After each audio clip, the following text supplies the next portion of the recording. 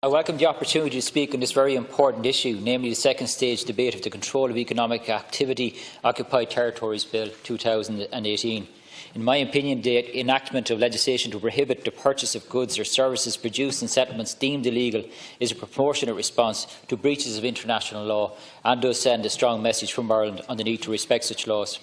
Ireland and Fianna Fáil-led governments have a long history of standing up for international law, and this bill is in keeping with that history. Our bill won't end illegal settlements, but it will demonstrate Ireland's significant opposition to them and will send a message to countries flouting international law. It is important to state that this bill is not to be interpreted as an encouragement to boycott the State of Israel.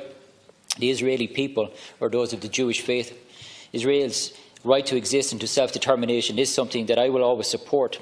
Israel has a right, like any country, to defend itself with proportionate action. However, Israel also has, as a member of the international community, a moral obligation to adhere to international law.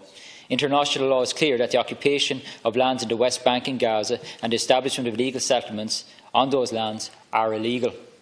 Internationally accepted standards of human rights, proportionality and responsibility must be adhered to by all sides. I travelled to the West Bank and Jerusalem with my colleague Deputy Robert Troy. There is little of the state of Palestine left to recognise. Palestinians have fewer rights and less land and freedom than ever before. The restrictions placed on them that I witnessed means that their homeland is little more than an open prison. The despair and hopelessness I saw among Palestinians was horrifying. They live under a crushing and suffocating administration which denies them their dignity. They have been destroyed economically. The situation is desperate and deteriorating. However, I also met a people who refuse to surrender and daily demonstrate courage to endure.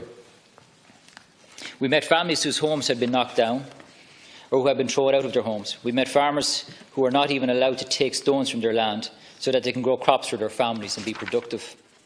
It was disturbing to stand in a field where one could barely grow enough food for a family, but when you looked over a brow of a hill, you could see a neighbouring field that was as lush as any field in Ireland. That can be attributed to human rights abuses.